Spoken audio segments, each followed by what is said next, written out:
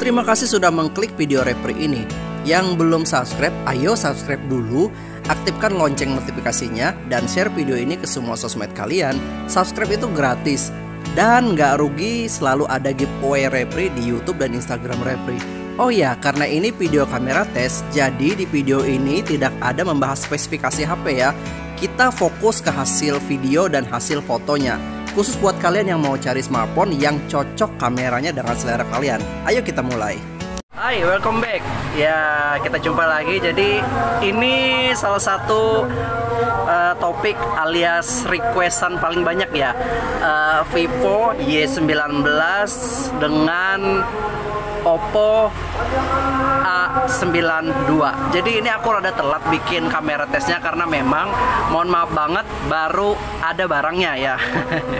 Dan mungkin barangnya juga masih pre-order guys. Ya, jadi kita coba aja bikin kamera tesnya untuk smartphone terbaru Oppo ini dengan Vivo V19.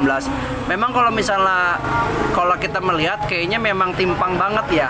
Kenapa aku bilang timpang? Karena Vivo ini kan masuk flagshipnya, sedangkan Oppo ini nggak flagship. Tapi kalau melihat dari harga, ini sama-sama 4,2 jutaan kedua smartphone ini. Jadi menurut aku sah-sah aja sih kalau misalnya kita bikin kamera tes kedua smartphone ini ya. Jadi untuk video recording kamera depannya dulu nih untuk kedua smartphone ini. Jadi kedua smartphone ini sama-sama bisa merekam sampai Full HD ya. Jadi ada dua pilihan, kalian bisa pilih di 720 atau mungkin kalian bisa pilih di Full HD-nya. Dan untuk frame per second sendiri untuk di kedua smartphone ini, di kamera depannya video recording ini sama-sama mentok di 30 frame per second. Nggak bisa 60 frame per second ya untuk kamera depannya. Ya. Kemudian untuk video recording kamera belakangnya untuk kedua smartphone ini ya. Untuk resolusi dia bisa HD, Full HD dan sampai 4K. Jadi sama-sama bisa sampai 4K kedua smartphone ini. Tapi ada catatan nih. Bedanya di sini di frame per second-nya ya. Jadi untuk di Vivo sendiri ya dia bisa sampai 60 frame per second. Jadi ada dua pilihan. Kalian bisa mengaktifkan di 30 frame per second atau mungkin di 60 frame per second. Tapi kalau untuk di Oppo A92 ini dia mentok di 30 frame per second aja. Tidak ada fitur atau mungkin settingan untuk mengganti video recording kamera belakangnya sampai 60 frame per second. Gini kalian bisa lihat nih. Ini aku aktifkan ya. Ini sama-sama Full HD. Tapi untuk Vivo sendiri dia aku setting di 60 frame per second. Kalau untuk Oppo sendiri dia di 30 frame per second ya. Karena dia tidak bisa di 60 frame per second. Ya, jadi bedanya di sini. Pergerakannya itu smooth banget kalau 60 frame per second ya. Ayo kita coba lagi sama-sama 30 frame per second nih. Jadi di sini aku setting sama-sama di 30 frame per second, sama-sama Full HD 30 frame per second ya. Jadi untuk Vivo sendiri aku turunin dari 60 jadi 30 frame per second. Biar sama. Jadi seperti ini hasilnya. Ya. Oke. Oke, hasil lagi nih. Kemudian untuk fitur lensa ultra lebar ya. Kedua smartphone ini sama-sama punya fitur lensa ultra lebar. Jadi di sini aku aktifkan untuk ultra lebarnya. Ya, kalian bisa lihat. Jadi kalau misalnya kita aktifkan fitur ultra lebarnya, jadi bakal lebih luas angle kedua smartphone ini ya untuk pengambilan video recordingnya atau mungkin pengambilan gambarnya ya. Jadi kayak zoom out gitu.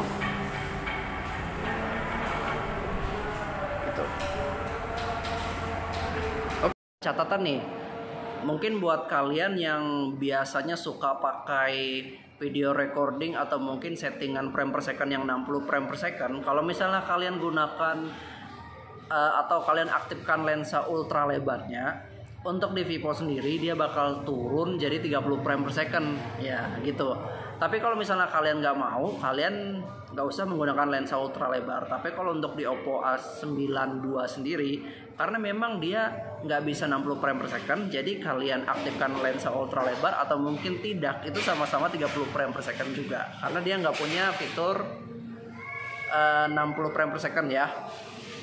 Selanjutnya kita bakal coba tes dynamic range untuk kamera depannya ya. Gini loh. Jadi ini posisi aku membelakangi sumber cahaya karena di belakang aku ini lampu ya. Tuh, belakang aku ini banner lampu. Jadi hasilnya seperti ini. Coba lihat. Belakangnya sumber cahaya. Gini. Kalau misalnya kita ganti angle-nya jadi menyamping itu jadi seperti ini. Kalau kita menyamping sumber cahaya jadi seperti ini. Ya. Kalau menghadap jadi seperti ini. Ya. Ini di dalam ruangan.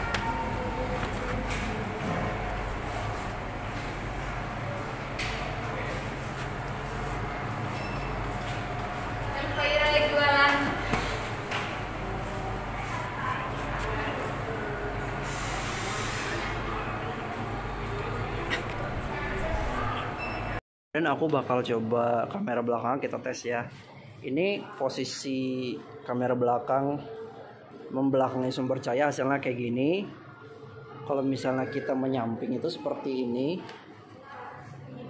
Ya. Karena di samping sumber cahaya ya.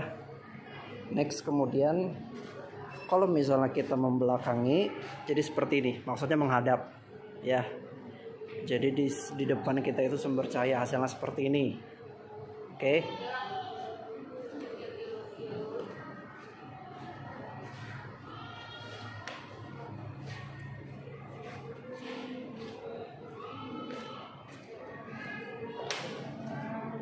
Kemudian kita coba untuk tes dynamic range di luar ruangan di malam hari ya.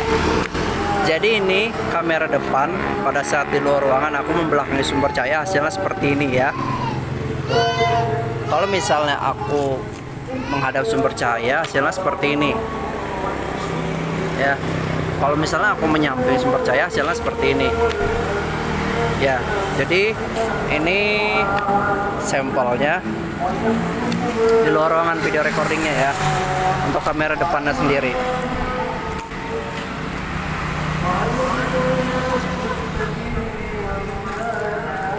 Ultra stabil di Vivo P19 ya. Jadi kira-kira Vivo P19 ini ada tombol mengaktifkan dan menonaktifkan ultra stabil atau otomatis nih. Nih aku langsung tanya nih. Kalian lihat ini brand promotor brandnya sendiri. Apa?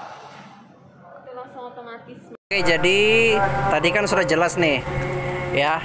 Karena kemarin pas aku bikin kamera tes P19 dengan Oppo Reno 3 itu aku dikomplain sama seseorang, aku nggak tahu juga dia siapa. Pokoknya dia komplain, kata dia P19 aku ini belum aku aktifkan fitur ultra stabilnya. Tapi tadi kan sudah jelaskan untuk promotor Vivo-nya sendiri orang brand loh, dia sudah bilang ini otomatis ya. Jadi ini kita coba tes kestabilannya ya. Ini aku ajak jalan. Ya kalian lihat sendiri aja lah kedua smartphone ini. Ini aku ajak jalan ya. Tuh.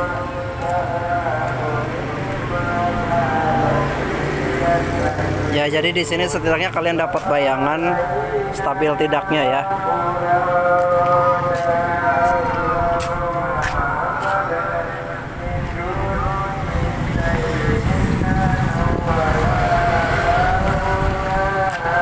Oke.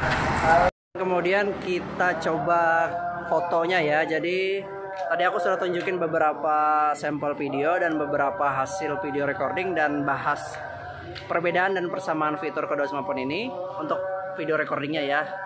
Selanjutnya kita tunjukin beberapa sampel foto yang sudah aku jepret buat kalian ini. Coba kalian lihat dengan seksama.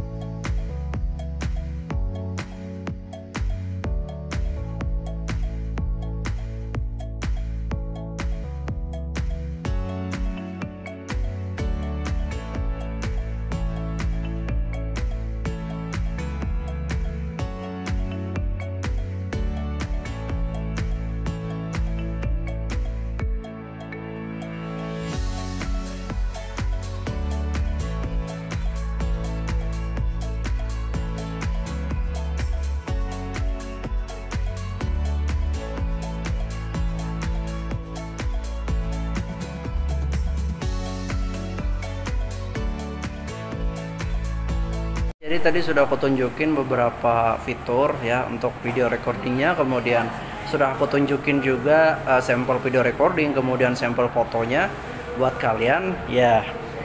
Kira-kira semoga aja ya, menurut aku bisa jadi referensi kalian ya. Kalian bisa melihat dan kalian bisa menentukan sendiri kira-kira mana yang lebih cocok dengan selera kalian ya. Karena menurut aku untuk urusan kamera ini nggak bisa gitu loh. Kalian tanya sama aku ya susah juga sih aku ngejawab gitu, karena selera kita berbeda gitu, intinya seperti itu. Jadi lebih baik kalian lihat sama dan kalian tentukan sendiri lebih bagus yang mana gitu ya. Karena aku sendiri lebih suka yang natural gitu. Aku nggak suka kamera yang bisa bikin putih gitu loh. Aku suka yang natural. Nah, kalau misalnya kalian suka bikin putih kan gak cocok gitu aku sama kamu gitu, cie. Jadi cukup sekian aja video dari aku. Thank you for watching. Sampai jumpa di video berikutnya.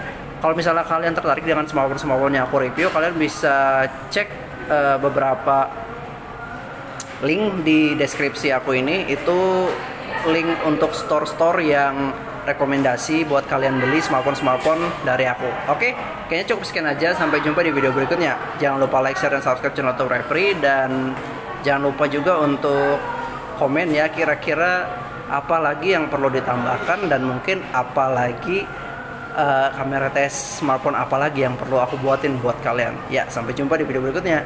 Salam.